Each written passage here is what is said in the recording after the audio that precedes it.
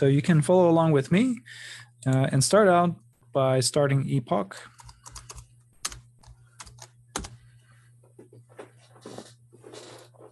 Then the next step is to declare a workspace and continue with the launch. And now we have to create a Lingua Franca project. So this is possible by clicking on this link over here. But if for some reason that link is not available, you can also go to File, New, and then Lingua Franca project. Then we have to give our project a name. I will just use the name example1. And now we have to select a template. So these are not really templates. They are basically skeletons for the various exercises that we'll do during this tutorial. We will just select the first one, which is Hello World.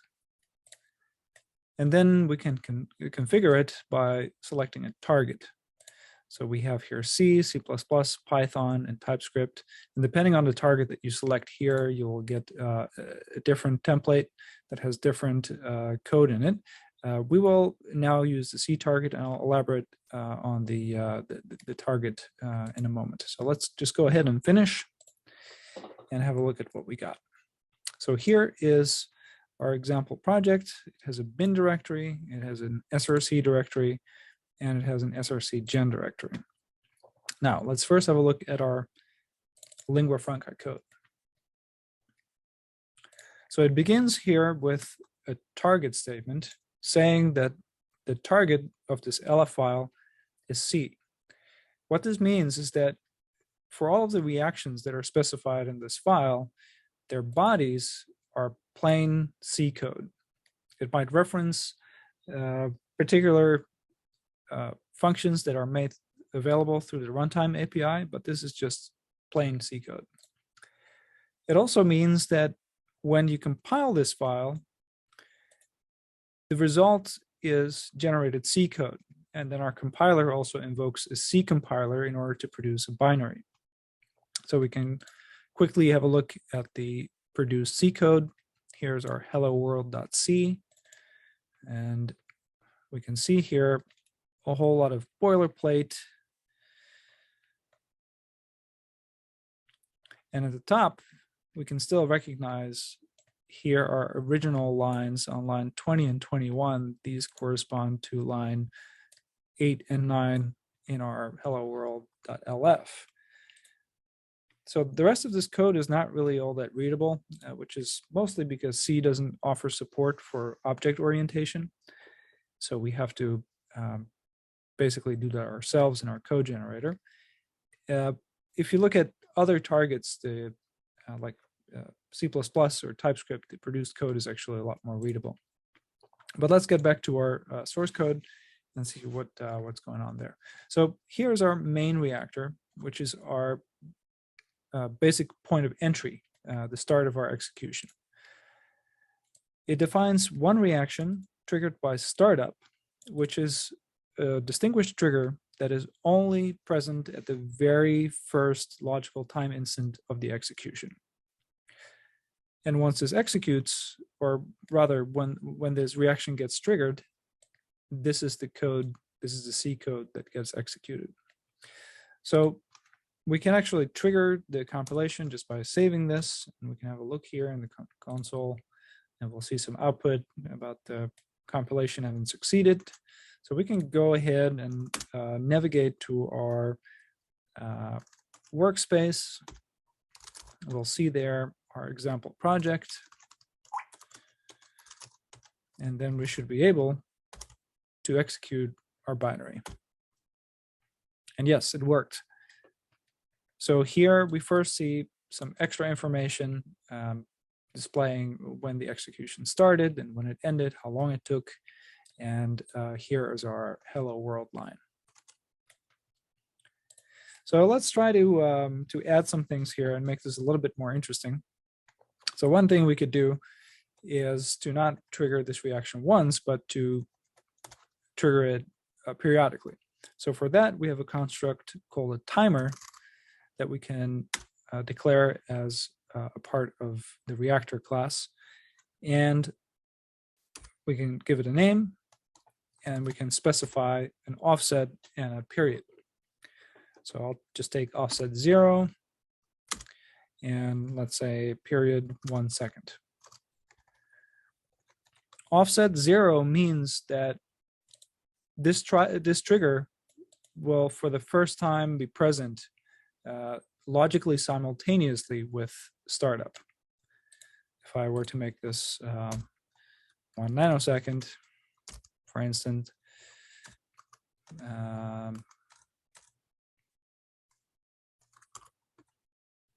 then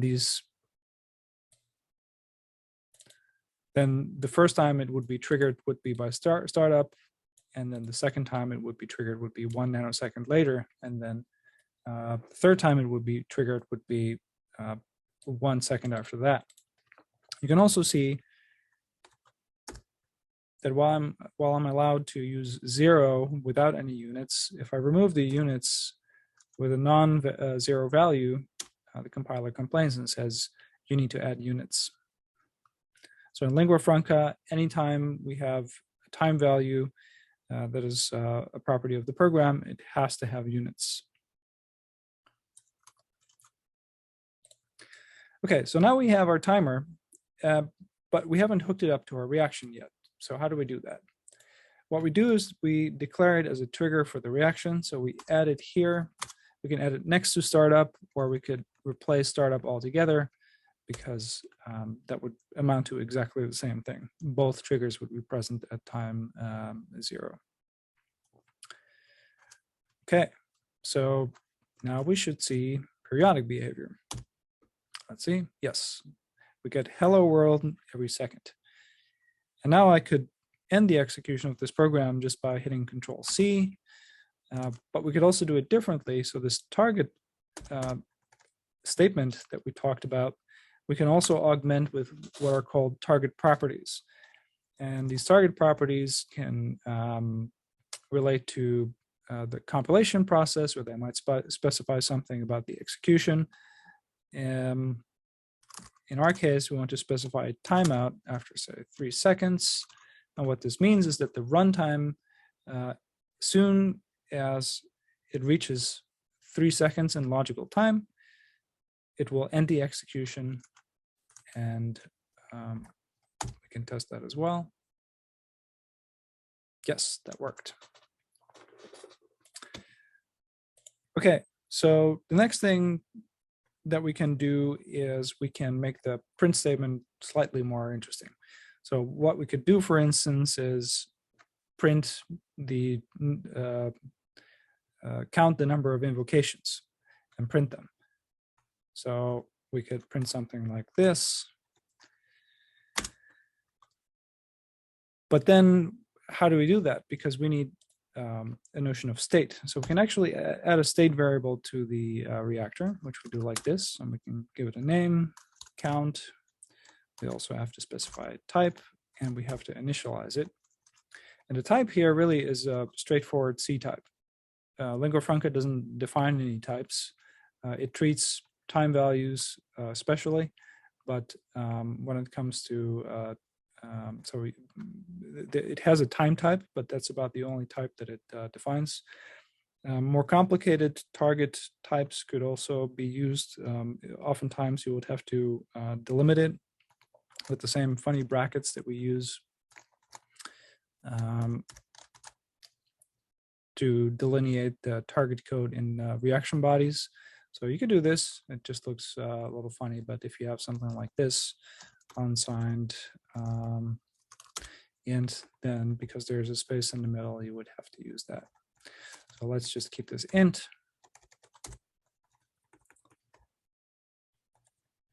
And then again, so there are some differences between each target. They all have their own runtime implementation, and they all specify an API for interacting with the runtime that makes sense for that particular target.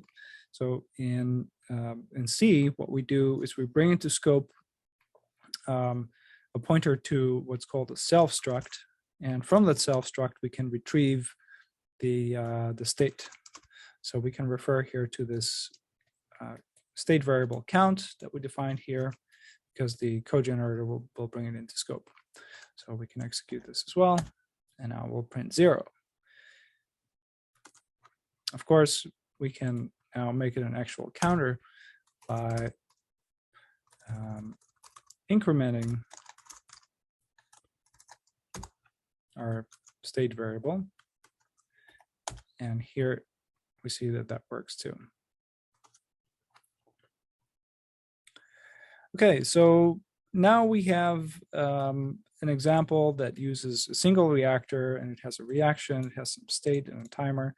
But if we want to build something more sophisticated, we'll want to define components, and we'll want to compose them somehow.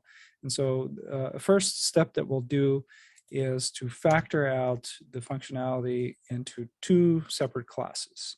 So we can define a counter reactor, and we can define a printer reactor.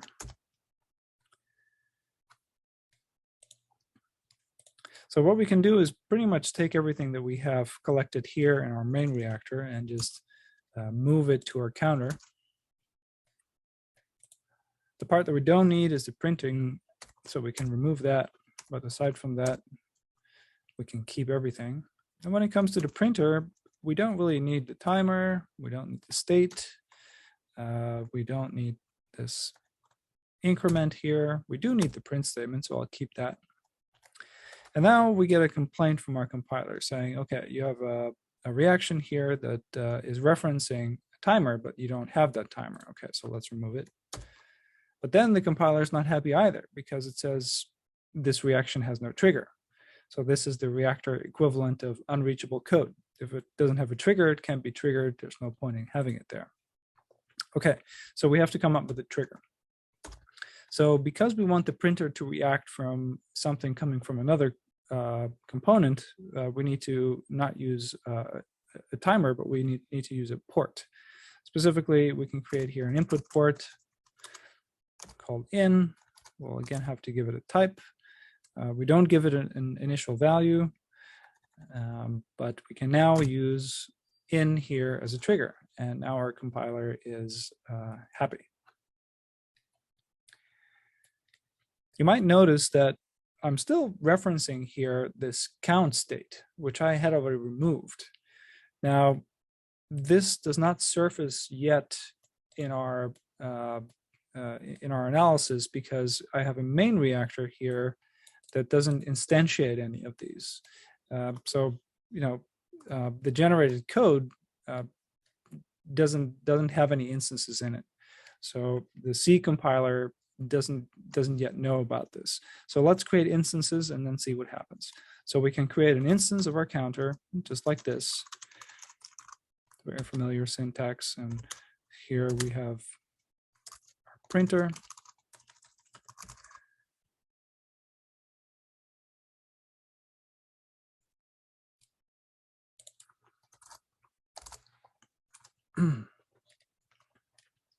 And now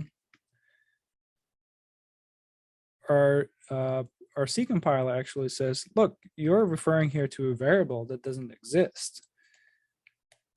And so it gets highlighted in the right place, which is pretty nice. And then so we have to not use our state variable because we don't have that, but we can refer to directly our input port, and we can use its value. And if we do that, the error goes away. Okay, so we now have our printer ready. What about our counter?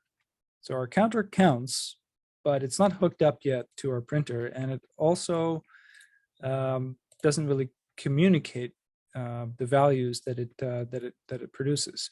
So the C runtime uses a macro called set to set ports, and we first have to create a port, of course. So let's create an output port out, also of type int, and then what we can do is we can set out, and we can assign it the value of our state variable.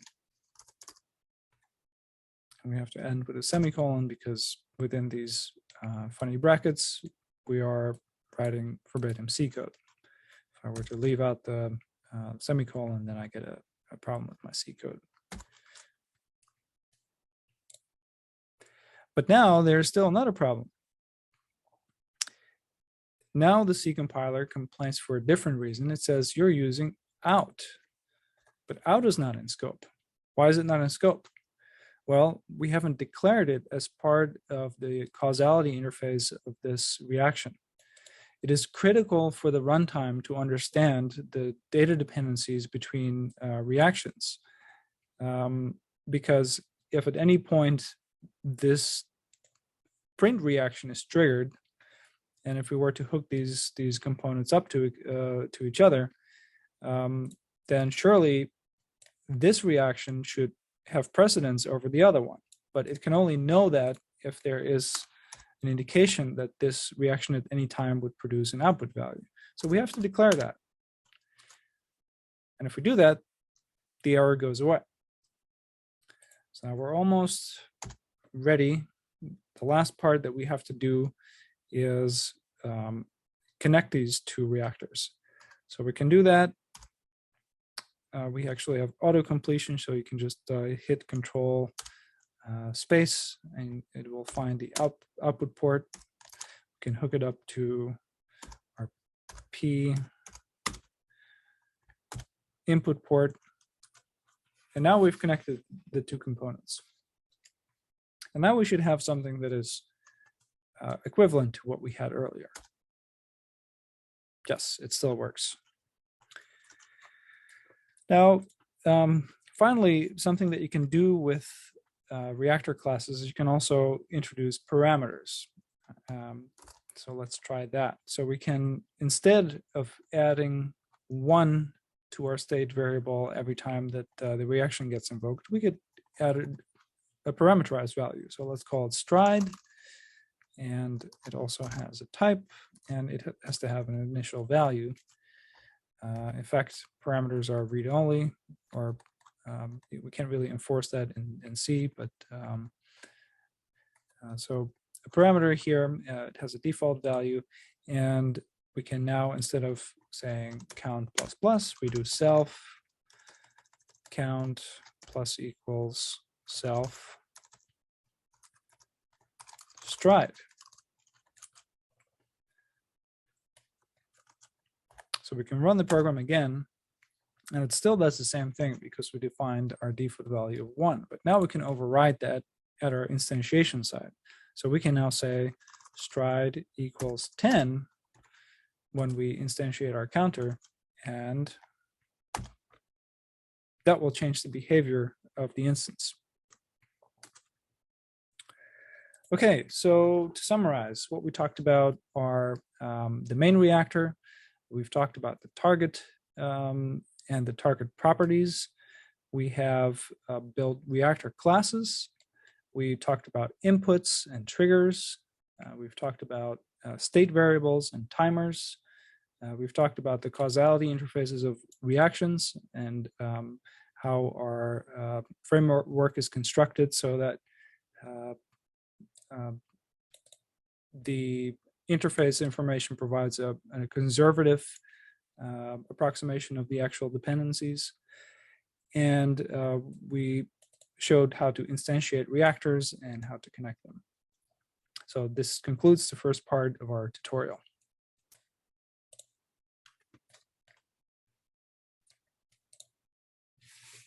Thanks, Martin. So you might have noticed as Martin was going through this little diagram at the lower left that was automatically getting updated as he was typing. And that diagramming capability was developed by Alexander Schultz Rosengarten, who is a PhD student in the group of Reinhard van Hanksladen at Kiel University in the north of Germany. And so Alex, I'd like to turn it over to you, and you can walk us through a little bit of the capabilities of that diagramming capability. Thank you. Thank you, Edward. Yeah, you probably already noticed the diagram. So in this setup, it's here on the right, and it's an interactive visualization of our Lingua Franca program. And the idea is that it's always automatically generated from the source code of Lingua Franca. And the key enabler to make this possible is automatic layout. So all these elements and edges are automatically routed and arranged, and no manual arrangement is necessary. And this differs a bit to other modeling languages where you don't have a textual definition and a graphical model. But here, this is kind of a scenario where the best of both worlds come together. And they are also tightly coupled together. So if I select here the counter, the corresponding reactor is actually highlighted in the text. And I can expand this one and look into its details and select the ones I'm interested in. Same for the printer. And if I quickly copy this counter here, you can see the diagrams automatically refresh. And now we can look into that counter and drill level by level, drill down into the details of a model. It's also possible to adjust these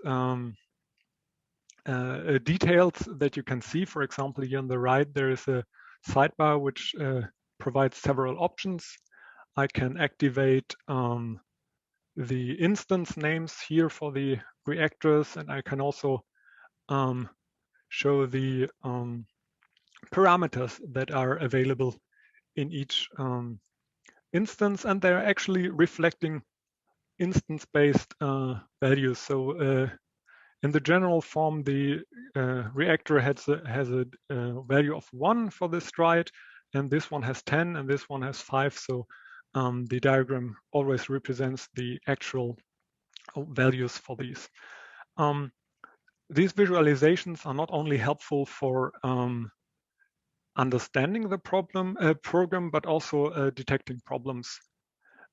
So let me quickly hide the details and then introduce a problem. I will introduce a causality loop, which will be explained later, but I simply add an output and reroute a connection. And now you can see the diagram is indicating a problem, because we here have an immediate feedback that is a causality loop, and that's a problem. And now the diagram can be used to, for example, show all the problems. In this case, it's rather easy, but these problems can span the whole topology of the program. And this helps you to focus on the problem. So for example, you can also filter out all the elements that are not involved in this actual cycle, and you can focus on the problem in order to solve it. So let me quickly here solve it by rerouting the dependencies a bit. And now you can see the error is gone and the diagram is back to normal, and you can continue creating your program, and the visualization is aiding in this process of modeling Lingua Franca programs. Thank you. Thanks, Alex. That was great. I want to emphasize that we're very lucky to be working with Alex and Reinhard van Hanksladen's group, because they are really, I consider them to be the world's top experts on interactive program visualization. So we're really benefiting from that.